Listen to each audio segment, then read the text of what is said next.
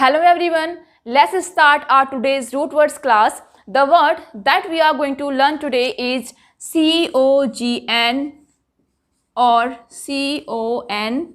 And the meaning of COGN cogn is or con is to learn or to know. क्या मतलब है COGN और CONN का? जानना. ओके, किसी भी चीज के बारे में जानना. The first word that we have is recognize.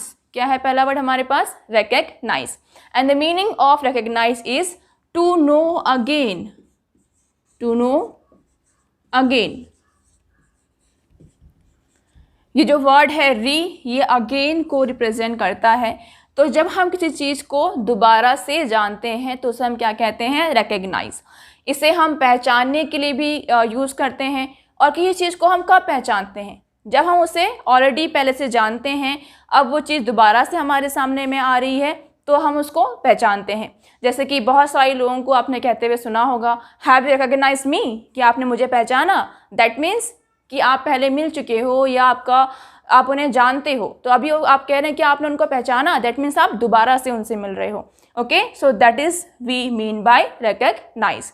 और you can say that I recognised him but I couldn't remember his name. That means आप किसी से मिले, आपको उसका नाम याद नहीं आया, लेकिन आपने उसको पहचान लिया.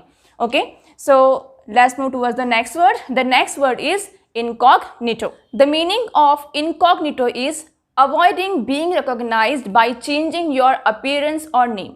ओके, जब कोई इंसान अपना नेम या अपीयरेंस चेंज कर ले. क्यों? ताकि वो किसी की पहचान में ना आए और कोई उसे जान ना पाए.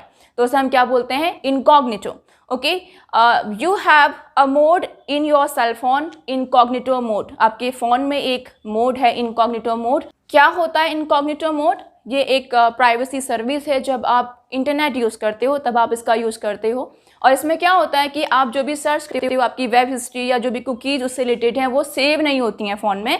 क्यों सेव नहीं होती? ताकि कोई दूसरा उसको जान ना पाए.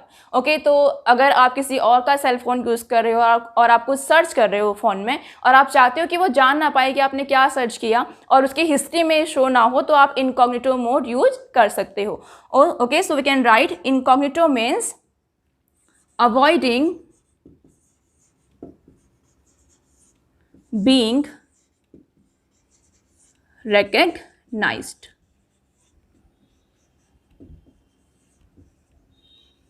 Okay, the next word that we have is cognition. The meaning of cognition is the mental process involved in gaining knowledge or understanding comprehension. ठीक है, जब भी आप नॉलेज गेन करते हो या किसी कॉम्प्रिहेंशन को आप समझते हो तो उस वक्त जो मेंटल प्रोसेस होती है उसे हम कॉग्निशन कहते हैं. You must have heard a word cognitive skills. Cognitive skills word आपने सुना होगा. उसका मतलब भी यही होता है कि आप किसी चीज़ को किस तरीके से समझते हो, किस तरह से किसी चीज़ के बारे में जानते हो, तो वो क्या होती हैं? Cognitive skills. Okay, so we can write the mental process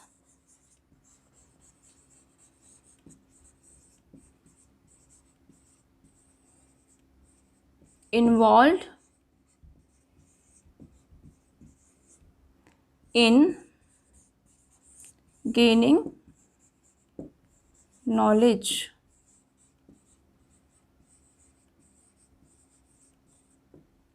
okay. The next word that we have is connoisseur. The meaning of connoisseur is a learned man, or we can say an expert of fine arts or cuisines.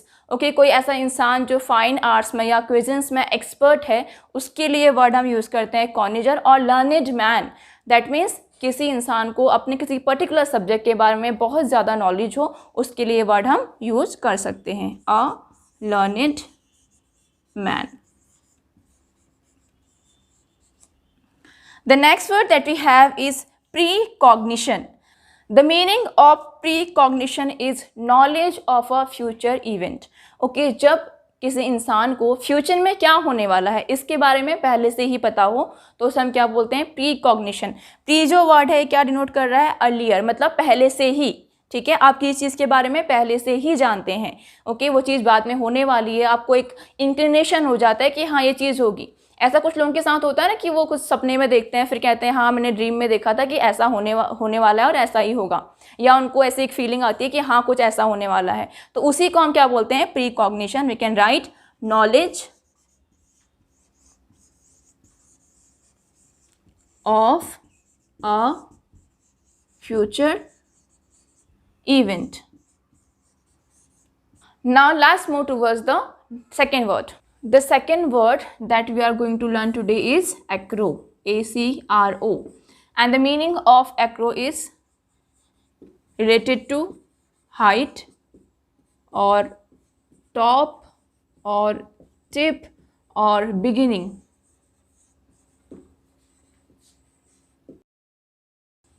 और sharp.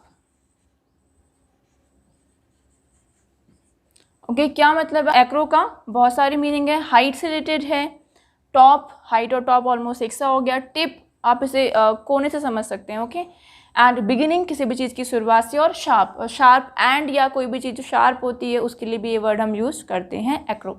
Okay the first word is Acrobat.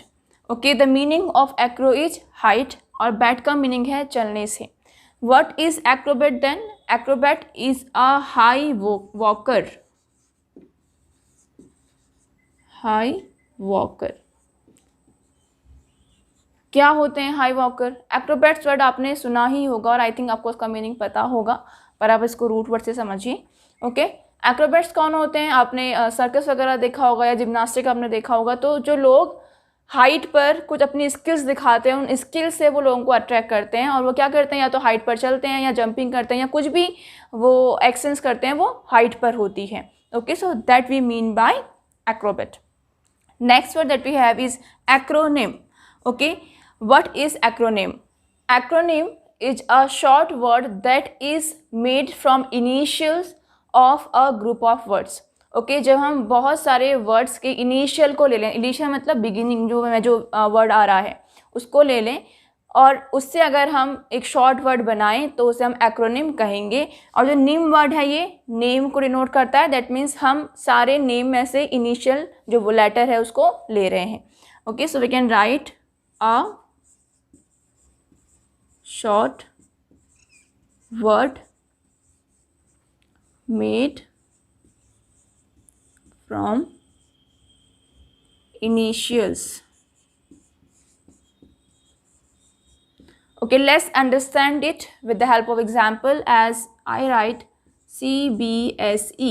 Okay, CBSE ये एक acronym है, central board of secondary education. तो हमने सबका initial word ले लिया. Central से हमने C ले लिया, बोर्ड से हमने B ले लिया, सेकेंडरी से S ले लिया, और फिर एजुकेशन से हमने E ले लिया. Okay one more acronym is AIIMS, that is all India institute of medical science. Okay so आपको समझ में आ गया होगा एक्रोनिम क्या है. Now you have to tell me the full form of an acronym, that is BCCI. जो central cricket board है इंडिया का, BCCI वो एक एक्रोनिम है, उसका फुल फॉर्म क्या है ये आपको मुझे बताना है. Next word that we have is acroterium, and the meaning of acroterium is a pedestal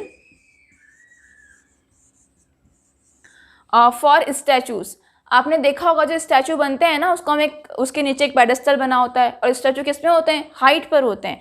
तो जो वो पेडेस्टल है वो क्या कहलाता है, एक्रोटेरियम, बिकॉज उसकी वजह से जो स्टैचू है वो एक क्वाइट हाइट पर होता है. The next word that we have is acropolis. What is acropolis? Acropolis is Greek city on the top of a hill. Okay, एक ग्रीक सिटी का नेम है एक्रोपोलिस, जो कि एक पहाड़ी पर सिचुएटेड है. तो पहाड़ी किससे रिलेटेड है, ऊंचाई से, हाइट से. Okay that's why its name is acropolis. An ancient Greek city on the top of a hill. The last word that we have is acrophobia. ये हम पहले कर चुके हैं. I hope you know the meaning of this word. Acro is height and phobia is fear. So fear of height is called acrophobia, ऊंचाई से डर. Okay, so that's all for today's class. We will meet in our next class. Till then, stay happy, stay healthy, and keep learning. Thank you.